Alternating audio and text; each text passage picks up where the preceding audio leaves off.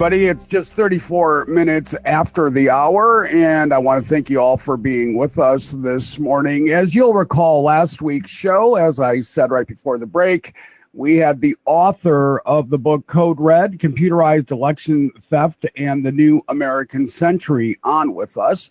And we really had just a chance to briefly get into the book, and it was fascinating. And in fact, those of you that were listening on Monday, I replayed that interview Monday morning because I had received some requests to do that. Some people had issues finding it, whatever. It didn't matter. I was happy to replay it on Monday. And as I had asked Jonathan Simon last week if he'd be willing to join me again this week, he was gracious enough to do that. So on the phone with us right now is the author of Code Red, and we appreciate his time again this morning. Jonathan, I can't thank you enough for, again, giving of your time.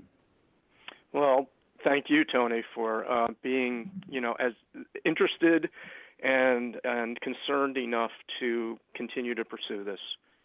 Well, it's important. No, and I appreciate that as well. But Jonathan, I think it's important, especially as the 2016 elections, presidential elections more specifically, are now staring us in the face. Activity has picked up radically in the 7 days since you were last with us. In fact, we've got new candidates joining. And, ultimately, and we even have this discussion a little bit in the last half hour as we look at the George Bush's first run, which, of course, surrounded a lot of controversy, and then his reelection, which had its own set of controversy. We've become a little jaded. And you actually pointed out last week that, part of the consequence of those two elections is that some people have just stopped voting. They don't trust the system. They don't think their vote's counting.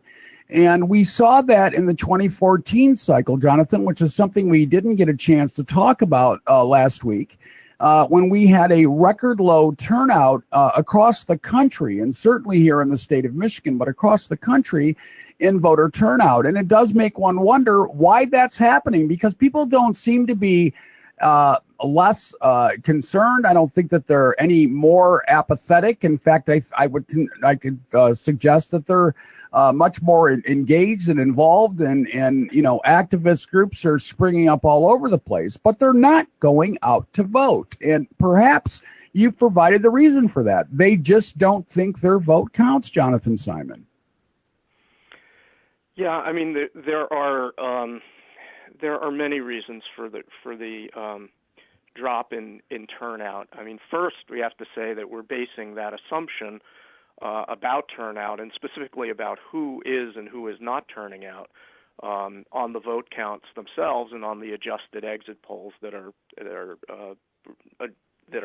forced to be congruent with that vote count. So that's it's somewhat in doubt what is actually happening at the polls, whose votes are being counted, who is actually turning out.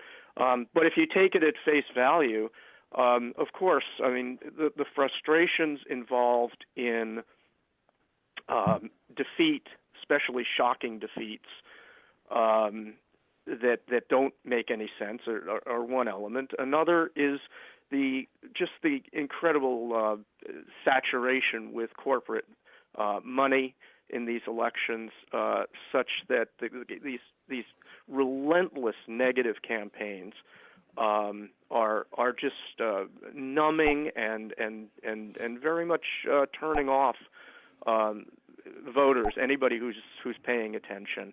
And that is, I believe, by design. I mean, the idea here seems to be, on the part of the plutocracy, to, as much as possible, get the democracy to disenfranchise itself, and by dumbing down politics, by not allowing viewpoints outside the certain very narrow kind of categories to be able to express themselves, more on the left than on the right. But it's become a very, very understandably discouraging and ugly political picture. And we believe that the evidence shows that the counting of the votes themselves and the miscounting of the votes themselves is a big part of that development. And it's ironic because the only way to really overcome it, from one point of view, is by getting more turnout. But if that turnout is going into a bucket with a big hole in the bottom, i.e., vote theft, election theft, miscounting of votes, it becomes useless. And so what you find all these efforts to change the political pattern and change the political picture coming to naught, and specifically on the left and among moderates, everybody but the far right, a tremendous discouragement and apathy setting in, even at a time when politics itself is more polarized and therefore you would think more passionate than ever. And as I said, a big element in that is this cheap trick of rigging elections and miscounting the votes. It has really profound effects throughout the political system. Well, Jonathan Simon, as we further look into your book, Code Red, and we, see there was and is a definitive plan, certainly to jade the public. And I think it is very clear. You had said something last week that really resonated with me. And when I went back and re-listened to the show, after we did it on Wednesday, and then of course I played it again on Monday's program, so I've now had a chance to listen to it twice. The idea that the current electronic voting machines are obsolete or approaching obsolescence is very, very troublesome. And I just don't understand where the American mindset is on this, because ultimately it is about our one vote. It is about our constitutional right. It is about the fight to make sure that all people in this country have access to voting. And we could sit here and spend another 3 shows just talking about all the suppression that's happened over the last decade, even over the last couple of years, Jonathan. But that doesn't solve the problem of electronic voting machines. It doesn't solve the problem of obsolescence. And it certainly doesn't solve the problem, as you and I are both very aware of voting machines are hackable. And so, I do get concerned that the American people seem to be focusing on everything but ground zero, if you will. And ground zero is Election Day. Hear, hear. I was just at the Left Forum. I presented at a panel with some of my colleagues down in New York City, and you have about 5,000 very passionate advocates for all sorts of positive things: change, environmental change, demilitarization, gun safety, you name it, everything, and including, socialism itself. And you would think that would be a tremendously receptive audience. And in fact, for the second time, I've experienced, the strange Alice in Wonderland feeling of what are these people thinking, because their attention to, their concern about the actual voting and vote counting process is next to nil. And these are passionate political activists and advocates who have an agenda that they desperately want to see realized, that they're putting a lot of work into. If they believe that it's going to take an armed, insurrection, a revolution, storming the Bastille, then okay, fine. So elections don't matter. But the vast majority of them, at some point, recognize that their agendas are dependent upon the electoral process, upon what happens in those voting booths and on those voting computers. And they just absolutely do not get that they can't squeeze through that nexus, that they can't get through it if it's under the control of the very corporations that oppose everything that they're advocating and in their agendas. And these are the most active people. So if you then, extrapolate throughout the rest of the culture where there's less passion, it's really it's tragic, but it's in a way understandable. We've been sold a bill of goods, as often happens. The wave of technology appears to be, inexorable in many ways, unstoppable. There are certain elements of backlash, but we've certainly accepted that, first it was calculators, and, then it was word processors, and then it was computers, and then it was smartphones, et cetera, et cetera. And we've just accepted that. I mean, that's been part of the marketing binge, and perhaps it's inexorable. But we haven't really been asked or even allowed to focus on some very important specific questions, such as, is this the appropriate technology for elections, for vote counting? It just sort of swept through, as often happens. And, there's a fair amount of concern out there about the security of networks and the internet and computers in general. But we continue to use them anyway. We continue to rely on the powers that be to sort it all out. And that's because we're in love with speed in this culture. We're in love with convenience. We're in love with expediency. And frankly, we've been a democracy too damn long. We take it absolutely for granted. You and I'm quite sure, we're born into a democracy that we believed was our birthright, was given to us, was stable, was self-perpetuating. And the idea that we actually have to lift a finger to A, to vote, but B, beyond voting, to observe the counting of votes, to participate in the counting of votes, to be active participants in the democracy, to be both vigilant and tenacious in its support, that just has not been part of our lives. We thought the Founding Fathers and the Patriots and Nathan Hale and Patrick Henry, they did the job, and Abraham Lincoln, and all that, and here it is, and it's ours for the keeping. And the reality is that throughout history, democracy has been rare and it's been fragile.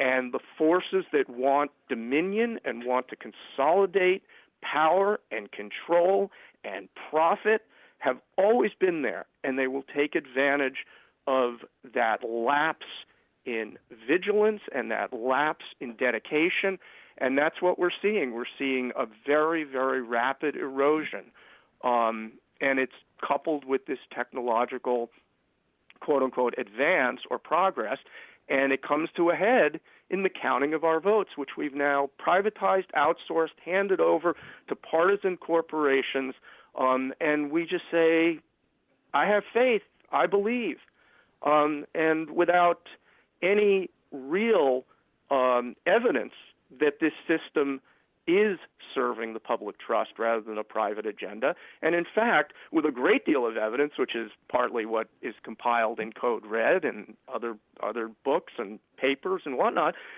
forensic evidence, then in fact they are serving a private agenda, not the public trust, that elections have been distorted, most recently the 2014 election, tremendously distorted by various means, including suppression of the vote, including big money, but also including the actual programming and malicious manipulation of the programming of secret memory cards, these chips on which our supposedly precious votes are being counted and tallied and reported. And that is a very, very cheap trick, to be responsible for the distortion of history itself, not just for our country, but for the rest of the planet. The idea that history and the lives of our children and the future generations are being so profoundly distorted by such a cheap trick is really hard to bear. It's interesting, Jonathan Simon, as I had spent some time over the weekend looking on some of the sites where Code Red is mentioned, and some of the comments that people make, which I thought were interesting because they're still getting it wrong, even when the evidence is staring them in the face. Some of the comments included just general, and I'm paraphrasing here, of course, well, once we elect Democrats, we can correct this. Well, hello, you don't understand. What are you not getting about this? You're not going to elect Democrats if the system stays the same. I'm sitting here literally yelling at my computer on Saturday afternoon, and I'm not joking. I'm reading some of these comments and going, you're obviously an intelligent human being. What are you not getting about this? And that's really where my concern is. I look at your credentials. A Harvard grad, a chiropractor, you're a lawyer. You've got all of these pristine credentials. The work that you've done is easily traceable, well-referenced, well-presented, and yet you can't get a serious kind of traction on this because people continue to be dyslexic on this issue.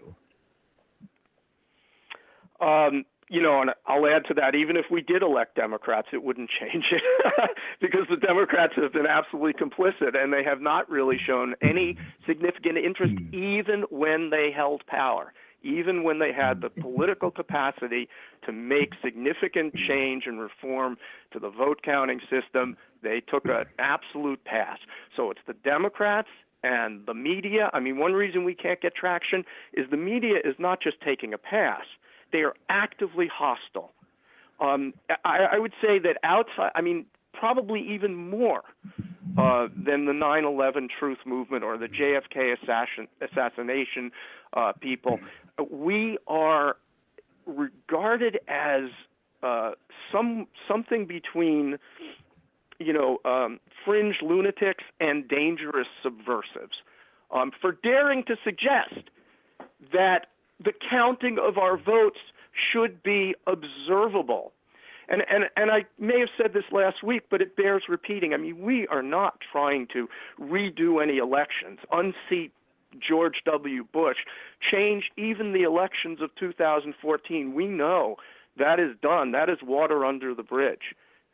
We are looking forward to the next election and the 10 elections after that, and saying, at the very least, much of the damage is already done.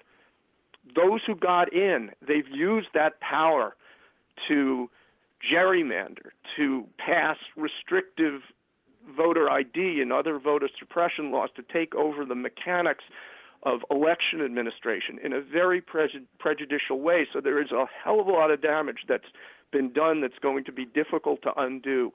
But at the very least, we look forward to a time when we can have an election where the votes are counted in public, are counted observably, so that we can trust them. Because at some point, and maybe not today or tomorrow, probably not in election 2016 or 18 or even 20, but at some point in this country, the 99% is going to get it. They're going to realize they are the 99%.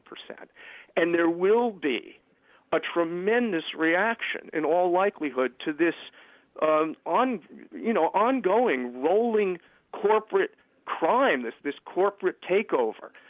And there will be a desire to express that politically at the polls.